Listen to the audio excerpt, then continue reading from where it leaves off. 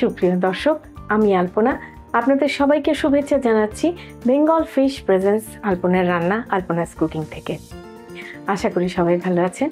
আজকে আমি বেঙ্গল ফিশে তাজা রুই মাছ দিয়ে আপনাদেরকে মজাদার একটা রুই মাছের মেথি টমেটো কারি দেখাবো। রান্না শুরু করার আগে চলুন একটু দেখে আসি এটা রান্না করতে কি কি উপকরণ লাগে। বেঙ্গল ফিশের রুই মাছ 8 টুকরা, পেঁয়াজ বাটা 4 টেবিল চামচ, আদা বাটা 2 টেবিল চামচ, রসুন কুচি 4-এর 1 কাপ, টমেটো ব্লেন্ড 2 কাপ, পেঁয়াজ পাতা কুচি 1 কাপ, বেঙ্গল মিটের মরিচ গুঁড়া 1 চা চামচ, জিরার গুঁড়া 1 চা চামচ, হলুদ গুঁড়া 1 চা চামচ, কাশ্মীরি মরিচ গুঁড়া 2 চা চামচ, মেথি 1 চা চামচ, ধনে পাতা কুচি, কাঁচামরিচ 8-10টা, সরিষার তেল, লবণ, চিনি। দেখলেন তো? তাহলে আমরা এখন রান্নায় চলে যাই। প্রথমে আমরা সর্ষের তেল দিব, প্রায় 4 টেবিল চামচ সর্ষের তেল দিলাম। এর মধ্যে আমি প্রথমে মেথির ফোড়ন দেব। মেথিটাকে ভাজা ভাজা করবেন, কিন্তু কালো হতে দিবেন না, তাহলে কিন্তু তরকারিটা তেতো হয়ে যাবে।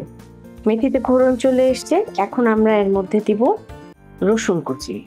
রসুন কুচিকে একটু ভাজা ভাজা করে এর মধ্যে দেব আমি বাটা পেঁয়াজ, প্রায় 4 টেবিল চামচ। সেই সাথে দিব আদা বাটা। আদা বাটা দিলাম 2 টেবিল চামচ। এবার এই তরকারিটাকে লাল হতে হবে, তার জন্য আমি 1 চা চামচ দিয়েছি বেঙ্গল মিটের লাল মরিচের গুঁড়া, 1 চা চামচ হলুদ, আর 1 চা চামচ ভাজা জিরার গুঁড়া, আর দিয়েছি 2 চা চামচ কাশ্মীরি মরিচ গুঁড়া। তাহলে তরকারিতে ঝাল কম, লাল বেশি হবে। এতে একটু পানি দেব যাতে মশলাটা পুড়ে না যায়। এই ফাঁকে এতে দেব লবণ। 8টা মাছে 1 চা চামচ লবণ দিলাম। আর এটা না একটু মিষ্টি মিষ্টি হবে, হ্যাঁ? তো এতে আমি প্রায় 1.5 টেবিল চামচের মতন চিনি দিয়ে দিলাম। একটু কষা কষা হলে যেটা এই তরকারিটার বিশেষ মাত্রা যোগ করবে সেটা হচ্ছে টমেটো ব্লেন্ড। পাকা লাল টমেটো ব্লেন্ড করে এর মধ্যে দেবেন।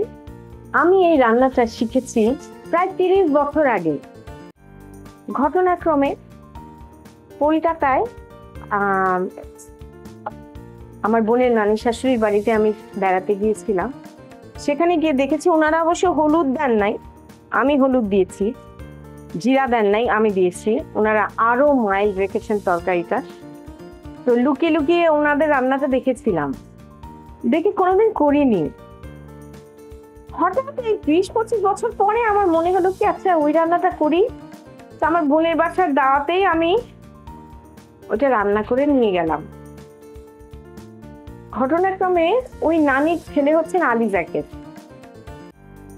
আলী জাকের মাছটা মুখে দিয়ে বল, আমার মায়ের হাতে রান্না, আমার মায়ের হাতে রান্না। ও সরি, উনি ছিলেন আলী জাকেরের খালা।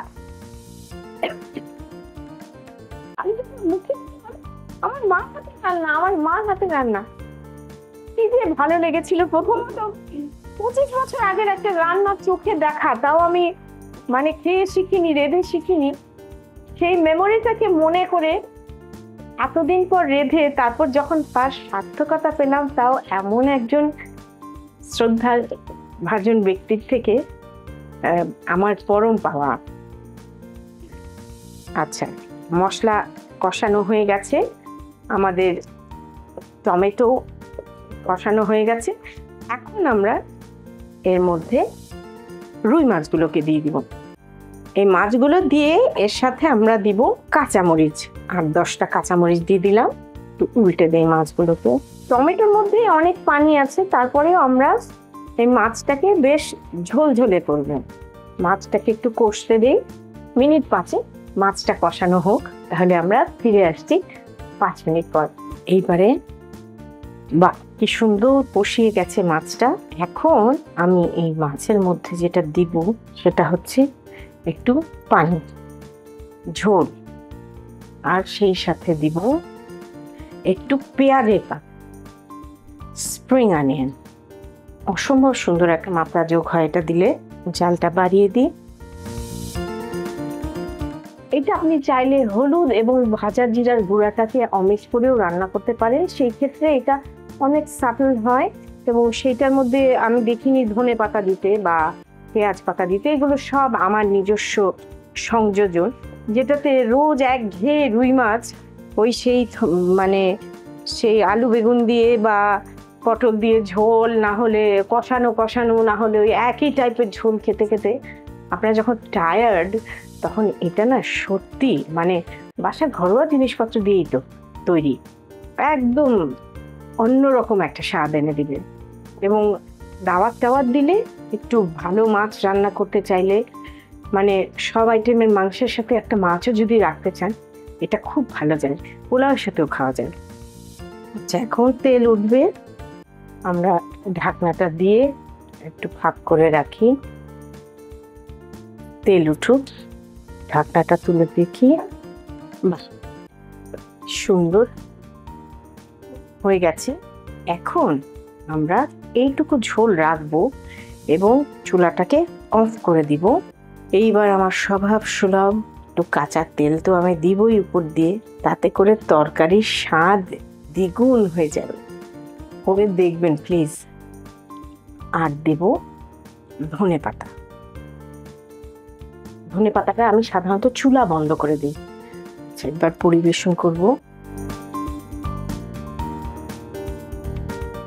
প্রিয় দর্শক, তৈরি হয়ে গেল বেঙ্গল ফিশের তাজা তাজা রুই মাছ দিয়ে মেথি টমেটো রোল। সাধারণের মধ্যে অসাধারণ, সিম্পলের মধ্যে গর্জিয়াস। আপনারা অবশ্যই করে দেখবেন বেঙ্গল ফিশের মাছ দিয়ে। আমি হলফ করে বলতে পারি আপনারা প্রেমে পড়ে যাবেন। প্রিয় দর্শক, আমার এই রান্নাগুলো যদি আপনাদের ভালো লাগে তাহলে অবশ্যই সাবস্ক্রাইব করবেন এবং বেল বাটনটি চাপ দিতে ভুলবেন না, সাথে লাইক আর কমেন্ট করতেও ভুলবেন না। সবাই অনেক ভালো থাকুন। আজকের মতো বিদায়।